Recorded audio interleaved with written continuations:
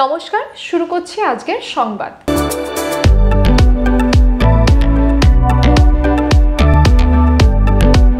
আজ 11ই অগস্ট ভারতের মহান বিপ্লবী ক্ষুদিরাম বসুর আত্মবলিদান দিবস। 1908 সালের আজকের দিন মাত্র 18 বছর বয়সে ফাঁসি হয় এই বীর বিপ্লবীর। ভারতকে ব্রিটিশের অপশাসনের হাত থেকে মুক্ত করার জন্য নিজের জীবনকে উৎসর্গ করেছিলেন ক্ষুদিরাম। পরবর্তীকালে তার মতো হাজার হাজার শহীদদের রক্তের বিনিময়ে 1947-এর 15ই অগস্ট দেশ স্বাধীন হয়। মহান এই বিপ্লবীর প্রয়াণ দিবসে স্টেট কার্ড নিউজের পক্ষ থেকে আমরা তার প্রতি সশ্রদ্ধা প্রণাম জানাই। 22শে শ্রাবণ কবিগুরু রবীন্দ্রনাথ ঠাকুরের প্রয়াণ দিবস উপলক্ষে জেলা তথ্য ও সংস্কৃতি দপ্তরের পক্ষ থেকে এক স্মরণ সভার আয়োজন করা হয়েছিল।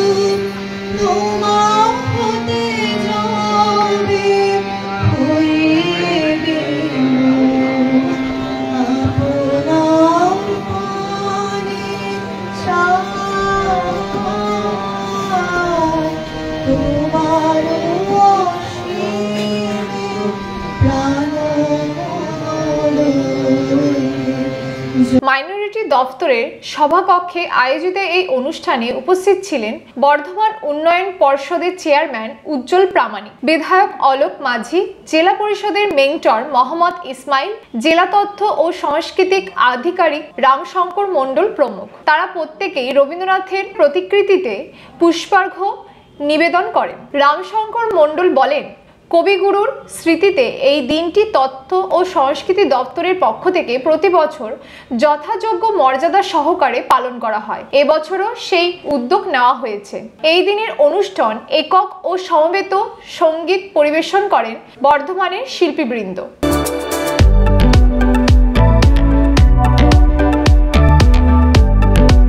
এক বছর আগে কলকাতার আরজিকর হাসপাতালে মৃত্যু হয়েছিল এক ডাক্তার ছাত্রী চিকিৎসকের। অভিযোগ, সেই দিন সেখানে তাকে নির্মমভাবে ধর্ষণ করে খুন করা হয়। এই ঘটনার প্রতিবাদে উত্তাল হয়েছিল কলকাতা শহর। সারা বাংলায় আন্দোলন ছড়িয়ে পড়েছিল। পথে নেমে প্রতিবাদ জানিয়েছিলেন দেশ বিদেশের শুভ বুদ্ধি সম্পন্ন মানুষরা। এই ঘটনার বর্ষপূর্তিতে বর্ধমান শহরের গণতন্ত্র প্রিয় মানুষরা প্রতিবাদ সংগঠিত করলেন নাটকের মাধ্যমে, বক্তৃতায়, কথায়, গানে, কবিতায় ও পথনাটিকার মাধ্যমে সেদিনের সেই ভয়ঙ্কর ঘটনার কথা তুলে ধরা হয়। প্রতিবাদ ধ্বনিত হয় নাট্যকর্মীদের কণ্ঠ। সকালে বিকালে শরীর আগলে লুকিয়ে বাঁচতে হয়, যদি ভুল চুক হয় কোনোভাবে অসাবধানের বসে, 2 বছরেই ধর্ষিতা তুই, তোর কিন্তু দোষে চিৎকার করবে দেখি কত দূর বলা যায়, আমাদের শুধু মোমবাতি হাতে নীরব থাকার দায়।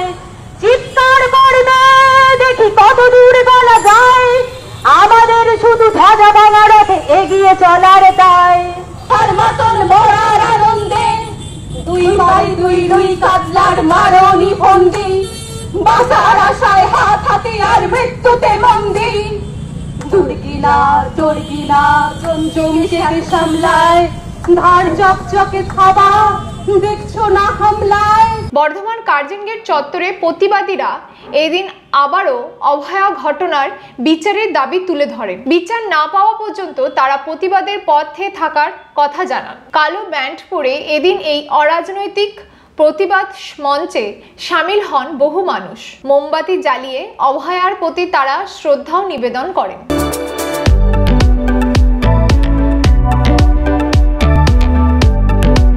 বঙ্গীয় সাহিত্য পরিষদের বর্ধমান শাখা বর্ধমান সাহিত্য পরিষদের উদ্যোগে এক মনোরম পরিবেশে রাখি বন্ধন উৎসব পালন করা হলো। লেখক কবি, সাহিত্যিক, সঙ্গীত শিল্পীদের উপস্থিতিতে এই রাখি বন্ধন উৎসব উদযাপন করা হয় সংস্থার নিজস্ব ভবনে। উপস্থিত ছিলেন বিশিষ্ট কবি, নাট্যকার ডক্টর দেবেশ ঠাকুর। তিনি এই অনুষ্ঠানের সভাপতিত্ব করেন। বর্ধমান সাহিত্য পরিষদের সম্পাদক কাশীনাথ গাঙ্গুলি রাখি বন্ধনের তাৎপর্য ও রবীন্দ্রনাথের সম্প্রীতির রাখি বন্ধন নিয়ে বক্তব্য রাখেন।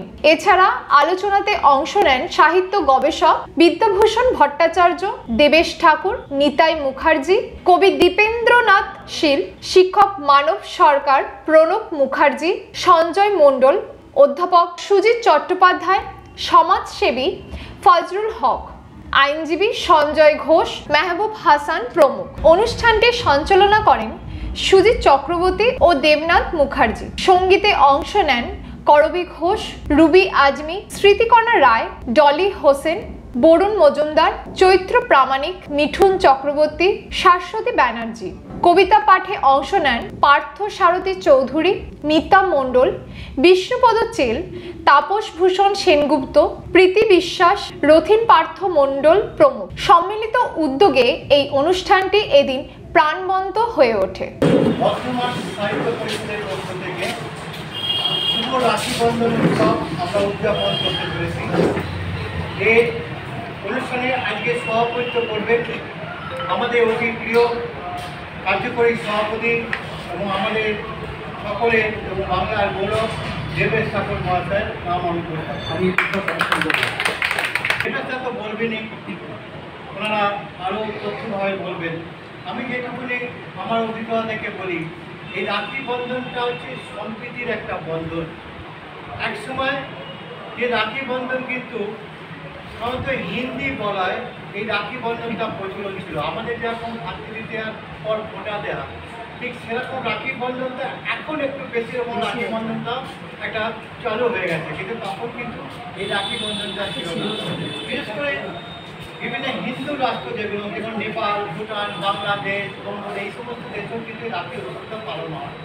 এবং আজকে আপনারা জানেন যে দিনটা আমরা পালন করছি, একসময় যে আপনারা যে রাজপুতানার ঘরানায়, ওখানে আমরা লেখা থেকে এবং ইতিহাস থেকে পড়েছি যে যখন রাজারা, সেনাপতিরা যুদ্ধে যেতেন, তখন বাড়ির রানী থেকে আরম্ভ করে যে মহিলারা তাদের তিলক মাথায় রেখে দিয়ে এবং হাতে রাখি পরিয়ে তার দীর্ঘ আয়ু কামনা করতেন এবং যুদ্ধে জয়ের জন্য কামনা করতেন। এটা একটা নীতি।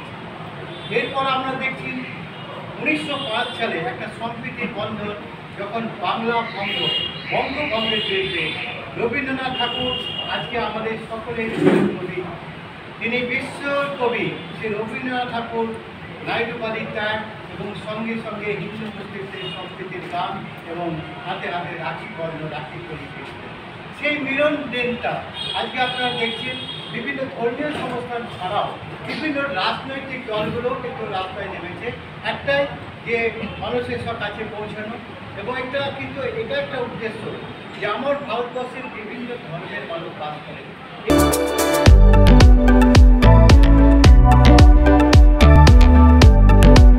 22শে শ্রাবণ সোমবার বর্ধমান শহরে শ্রী শ্রী বর্ধমানেশ্বর শিবলিঙ্গে জল ঢালার জন্য হাজার হাজার ভক্তের সমাগম ঘটে। প্রতি বছরই এই ভক্ত সমাগম হয়ে থাকে। এবারও কাটোয়া থেকে কাঁধে বাঁকে করে গঙ্গাজল নিয়ে হাজার হাজার মানুষ বর্ধমান শহরে বর্ধমানেশ্বর মন্দির প্রাঙ্গণে আসেন। সেখানে তারা বাবার মাথায় জল ঢালেন। এই আশায় পথের শহরে কার্জন গেটের সামনে বিধায়ক খোকন দাসের উদ্যোগে আগত ভক্তদের জন্য সহায়তা ও সেবা কেন্দ্রের আয়োজন করা হয়েছিল। সেখানে উপস্থিত ছিলেন বিধায়ক খোকন দাস সহ অন্যান্য নেতৃত্ব ও কর্মীবৃন্দ।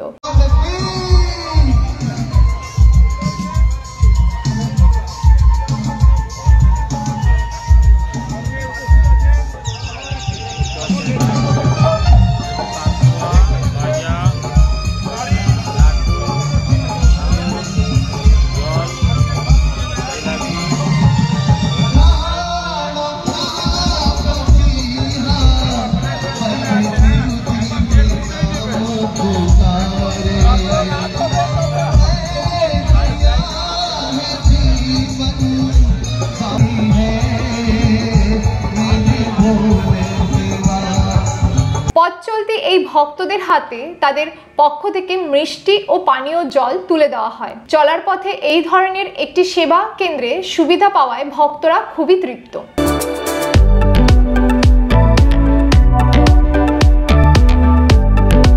আজকের সংবাদ এই পর্যন্ত। নমস্কার।